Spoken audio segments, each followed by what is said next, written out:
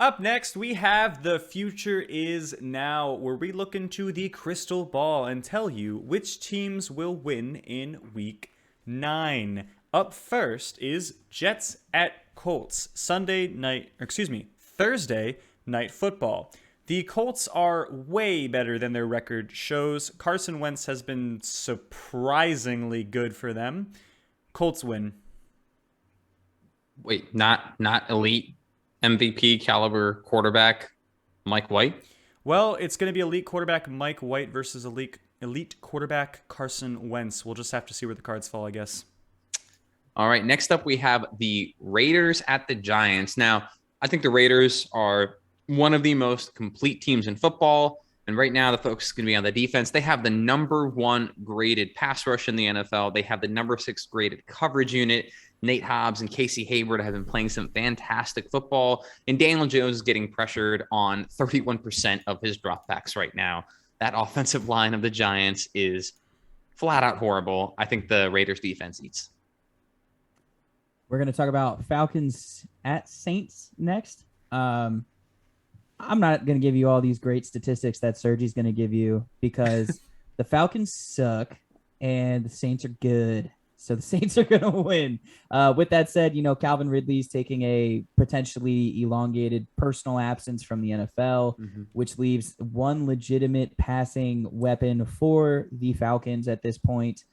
Maybe two, Cordarrelle Patterson and Kyle Pitts. I get it. I was only thinking about Kyle Pitts, but you're right. Cordarrelle Patterson, you didn't even have to say it. I saw it on your face.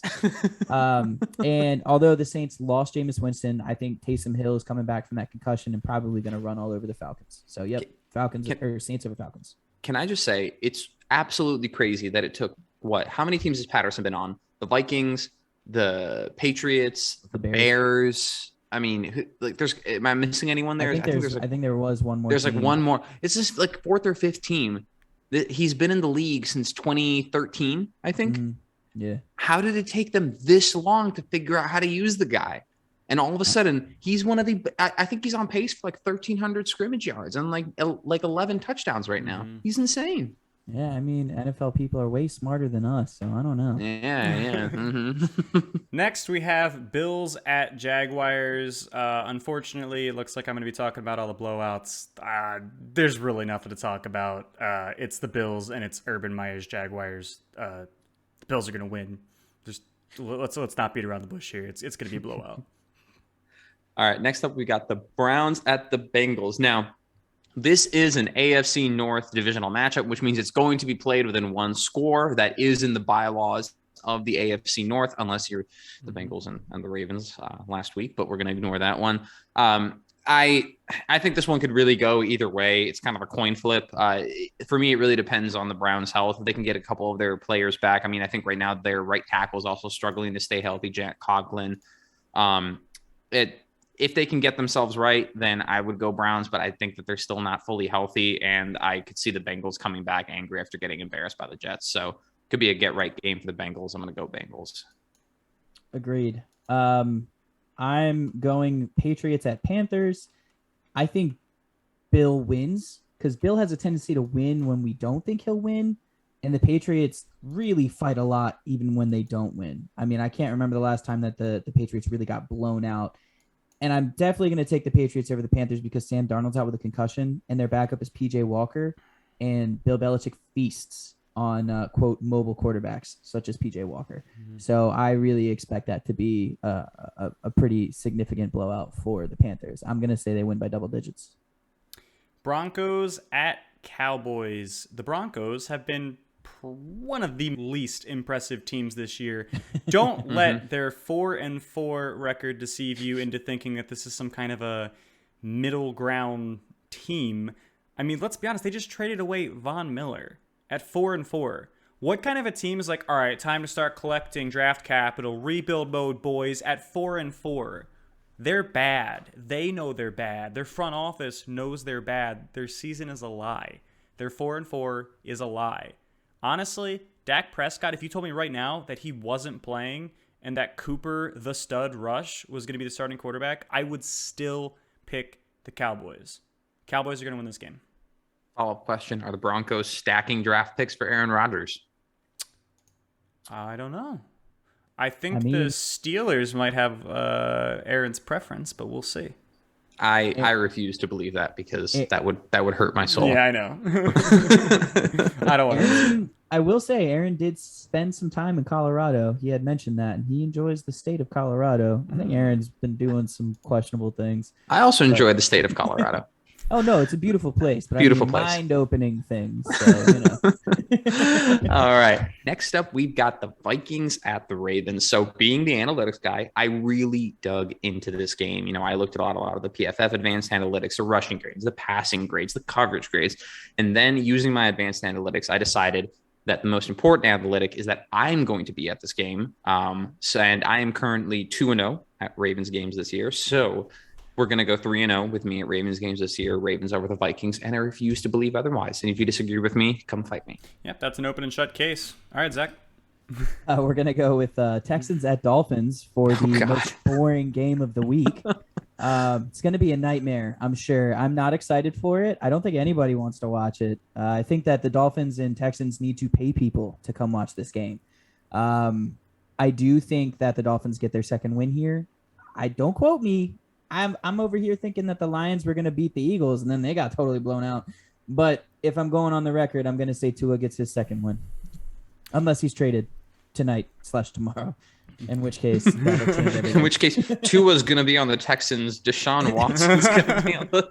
And I'm Tua's gonna confused. That's going to be a really weird Uno reverse situation. That would be We'll see what honestly, that'd be happens. hilarious. I would wonder if that was the first time in NFL history if that happened. Double Sorry, re- Rob. They Go could ahead. always trade for Immediate. Joe Flacco. Yeah, immediate double revenge game. Okay, so Chargers at Eagles. Now, if you had asked me about this game 2 or 3 weeks ago, I would have pretty much just said Chargers immediately and not even, like, no blink, just said that. However, after the past couple of weeks, if the Eagles take the strategy that they used last week and they use that against the Chargers this week, they will win.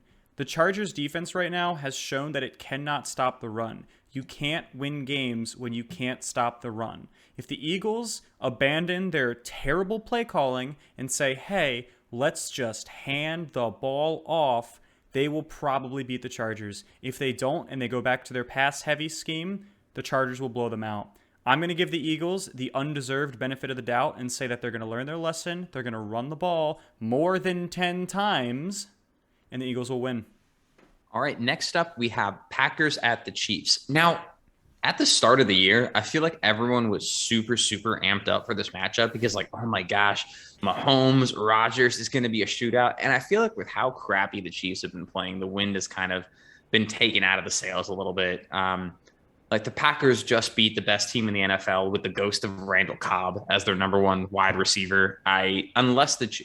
We still haven't seen the Chiefs play at the time of recording this. They could have a phenomenal get-right game against the New York Giants and come into the Packers. Have the Packers come in with, a lot of confidence. But at the moment, Packers look like a better team. I'm going to pick the Packers. And I do want to add that last week I had said that the Giants would beat the Chiefs. I've seen the injury report and I don't feel as confident, but I've decided that I'm just going to blindly double down here, and I'm going to say that as you are watching this today, whether it's Tuesday, Wednesday, Thursday, Friday, the Giants beat the Chiefs. You heard it here first. If I'm wrong, don't text me or anything. I'll be hiding. My next pick here, another Cardinals pick week for me. It's Cardinals at 49ers. I was reading actually a little bit on Kyler's injury during the Ravens update real quick because I knew I wasn't expected to contribute there. So when I was reading on it, it said he was day-to-day with the ankle injury, which is definitely much better than a potential 3-week turnaround. If Kyler plays, I think Kyler wins. If Kyler doesn't end up playing, San Francisco is going to blow out the Cardinals because the Cardinals backup, I can't even remember his name, but he's awful. The quarterback, he's really, really, really bad. Like, really bad. And I can't state that enough. And, like, why good teams don't have good backups drives me nuts. And this is one of those situations. So I'm out here hoping that Kyler plays, even if he's only, like, 80%. That way they win. But we'll see. I'm just saying, this is once again shades of 2020 from the Arizona Cardinals. McCoy? We have Colt McCoy? Is it Colt McCoy? No, they started another guy. I mean, Colt McCoy is there, so actually they might be in better shape, but Colt McCoy sucks. So advanced analytics from Zach Miles. They're either they suck or they're good. Once again, though, we see the Cardinals getting off to a hot start. Then Cliff Kingsbury gets Kyler Murray hurt, and They then lost once. They lost once. I don't know. I'm gonna be a Bengals fan just so I can fight you. I'm gonna go right for that ankle, man. I deserve it. It still hurts. Rob, you're up, man. All right. Titans at Rams, Sunday Night Football. I am actually really upset because this should have been game of the week. Who knows? Maybe even turns into being game of the year. I was so amped for this game. It was going to be a tough call, 50-50 toss-up. Who knows what's going to happen? And now Derrick Henry is injured, likely sidelined, potentially out for the whole year. I mean, the Rams defense doesn't have to stack the box anymore. I mean, what are you afraid of? Adrian Peterson off the practice squad getting elevated in 200 yards again? Like, is that the worst thing that could happen to you? I feel bad. This was supposed to be such a good game, and now it's just Rams win. I really hope Jeremy McNichols listens to this podcast and he's like, you know what, Rob? Screw you. I'm putting up 200 yards. He just gives this like epic like locker room speech before the game, like, I'm Derrick Henry. You're Derrick Henry. We're all Derrick Henry. They all wear the number 22. And then they start their other backup running back instead of him. No, they can't. He's on IR. Oh, that's right. Darrington Evans is on IR. He's such a great guy too. That sucks. Serge, you're up. Last one. All right. Bears, Steelers.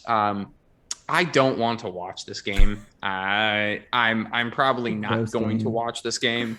I mean, look, if Matt Nagy catches COVID again, I'm going to pick the Bears. Otherwise, the Bears rushing defense is some hot garbage, and Najee Harris is a bad man. So I'm probably going the Steelers, but it's going to be like 6-2 or something. It's going to be an unbearable 60 minutes of football.